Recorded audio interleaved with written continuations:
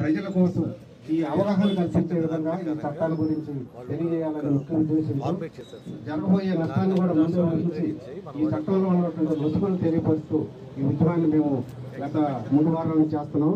అలాగే ఈ దీక్షా శిబిరం వచ్చినటువంటి ప్రతి ఒక్క పౌరులకు అట్లాగే అడ్వకేట్స్కి నాయకులకి అందరూ కూడా ధన్యవాదాలు తెలియజేస్తూ ముందుగా ఈ జీవో ఇంప్లిమెంట్ జరిగితే నష్టం ఏంటంటే న్యాయ వ్యవస్థను కంప్లీట్గా నిర్లక్ష్యం చేయడం అవుతుంది.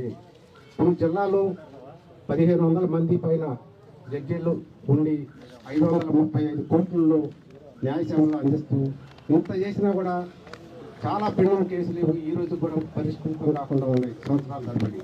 అలాంటి న్యాయ సూత్రాన్ని పక్కన పెట్టి ఎవరో ఒక న్యాయ శాస్త్రంలో సంబంధం లేనటువంటి ఒక వ్యక్తిని తీసుకొచ్చి ఒక ఆఫీసర్గా నియమించి అతని చేతిలో ప్రజల భవిష్యత్తును పెట్టి వాళ్ళు ఏం చెప్తే అది చట్టం ఉన్నట్టు రీతిలో ఈ చట్టాన్ని తీసుకురావడం జరిగింది.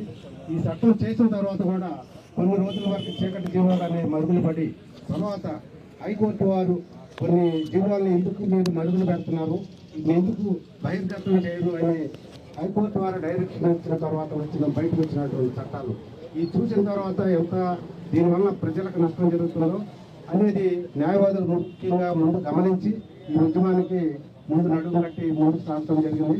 ప్రజలందరూ కూడా గమనించి ఈ భూ యాజమాన్య హక్కు చట్టం అంటే ఏ కాస్త ఆస్తి ఉందా, ఒక పొలం కావచ్చు, స్థలం కావచ్చు, ఎలాంటి ఇల్లు కావచ్చు, ఏ ఆస్తికి సంబంధించి అయినా సరే ఒక చిన్న వివాదం వస్తే మనం కోర్టుకు వెళ్ళి మనం న్యాయం కోరతము, ఏ స్టే తీసుకోవటము, లేకపోతే ఇంజక్షన్ ఆర్డర్ తెచ్చి పక్కనే మీ ఆస్తిలోకి ప్రవేశించకుండా అడ్డుకట్ట వేస్తూ ఇన్నాళ్ళించి పౌరులు న్యాయం పొందుతున్నారు.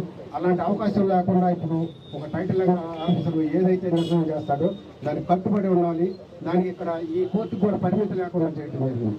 ఇప్పుడు అది సాధారణంగా హైకోర్టుకు పోయి ప్రతి వాళ్ళు పోరాడాలంటే సామాన్య ప్రజలకు సాధ్యపడే విషయం కాదు.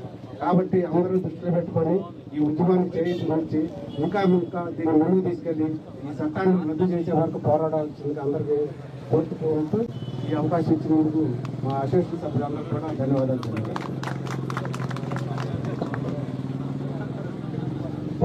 గ్రంథ జయరాం గారు క్లుప్తంగా మాట్లాడండి, లాస్ట్గా మరి అతిథులు మాట్లాడమన్నా. అందరికీ నమస్కారం. ప్రభుత్వం ఈ మధ్య ఇంప్లిమెంట్ చేసినటువంటి ఈ చట్టం ప్రజలందరికీ కూడాను ఎంతో నష్టం చేకూరుతుంది. ఇది కేవలం న్యాయవాదుల సమస్య కాదు, న్యాయవాదుల సమస్యతో పాటు రాష్ట్రంలో ఉన్నటువంటి ప్రజలందరికీ కూడా నష్టపోయే చట్టం ఇది. ఏ విధంగానంటే 2 విషయాలు. మనం ఏదైనా ఆస్తి కొనుక్కోవాలనుకున్నా, అమ్ముకోవాలనుకున్నా ఇప్పటిదాకా దస్తావేజ్ లాయర్ గారికి చూపించుకొని రిజిస్టర్ ఆఫీస్కి వెళ్ళి రిజిస్ట్రేషన్ చేసి ఆ దస్తావేజ్ తీసుకెళ్ళి ఇంట్లో పెట్టుకుని మన పొజిషన్లో ఉంది, మనం బాగానే ఉన్నాం అని మనం అనుకుంటున్నాం. ఇప్పుడు రిజిస్ట్రేషన్ చేసి వాడు ఒక డాక్యుమెంట్ ఇచ్చినందుకు మాత్రాన దానివల్ల ఉపయోగం లేదు. మళ్ళీ ఆ డాక్యుమెంట్ తీసుకెళ్ళి ఒక టైటిలింగ్ ఆఫీసర్ దగ్గర పెట్టి, అయ్యే టైటిలింగ్ ఆఫీసర్ గారు మేము రిజిస్ట్రేషన్ చేసుకున్నాము, దీని ప్రకారం మీరు మాకు సర్టిఫికేట్ ఇస్తే మాకు పొజిషన్లో ఉంటుందని చెప్పి మళ్ళీ వాళ్ళ దగ్గరికి వెళ్ళి ఆ సర్టిఫికేట్ వచ్చేదాకా కూడా మన ఆస్తులకు విలువ లేకుండా అమ్ముకోవాలనుకోండి. మనం కొనుక్కునే వాళ్ళు అమ్ముకునే వాళ్ళు ఇద్దరు కలిసి రిజిస్ట్రేషన్ చేసుకుంటాం, సేఫ్ జరిగిపోతుంది. కానీ మళ్ళీ ఆఫీస్ ఒక టైటిల్ ఇస్తే, టైటిల్ కన్ఫర్మేషన్ ఇస్తేనే తప్ప రిజిస్ట్రేషన్ చేయను అన్నప్పుడు రేపు అత్యవసర పరిస్థితుల్లో ఏ సందర్భంలో అయినా ఆస్తులు అమ్ముకోవాలనుకున్న వాళ్ళు వాళ్ళ పరిస్థితి ఏమిటి?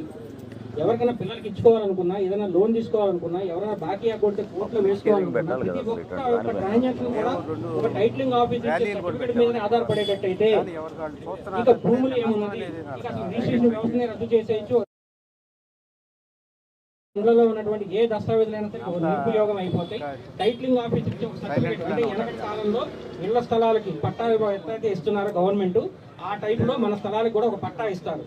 ఆ పట్టా ప్రకారంగానే వెళ్ళిపోవాలి. ఇప్పటిదాకా రిజిస్ట్రేషన్ జరిగింది, మీరు వేల రూపాయలు, లక్షల రూపాయలు పెట్టుకునే ఈ ట్రాన్సాక్షన్స్ అన్ని కూడా వృధా అయిపోతాయి. ఒక పట్టా ఇస్తే చాలు అనుకుంటే ఇక మన స్థలాలు కూడాను, సొంత స్థలాలు కూడాను పట్టా భూమి కింద మారిపోతాయి. సమస్య వస్తే కోర్టుకు వెళ్ళే అధికారం లేదు అని అంటే ఇంకేం చేయాలి? 70 సంవత్సరాలుగా ఉన్నటువంటి ఈ న్యాయ వ్యవస్థ ఎప్పుడు కూడా జ్యుడిషియరీని సపరేట్గానే ఉంచారు. ప్రభుత్వంతో సంబంధం లేకుండా జ్యుడిషియరీని సపరేట్గా ఉంచి ఒక ఇండిపెండెంట్గా ఉన్నది. ఎంతటి నాయకులైనా సరే, ముఖ్యమంత్రి అయినా, ప్రధానమంత్రి అయినా, ఎవరైనా సరే కోర్టు పరిధిలో వాళ్ళు సామాన్యులే. చట్టానికి ఎక్కడా కూడా లింకు కలపలేదు జ్యుడిషియరీని. ఇప్పుడు అలాంటి జ్యుడిషియరీని నేను నా చెప్పు చేతల్లో ఉంచుకుంటాను, నేను చెప్పిన మనిషి న్యాయాధికారిగా ఉంటాడు, నేను చెప్పిన వ్యక్తి ఆ విధంగా ఉంటారు అని అంటే ఇక న్యాయ వ్యవస్థ కూడా ప్రభుత్వంతో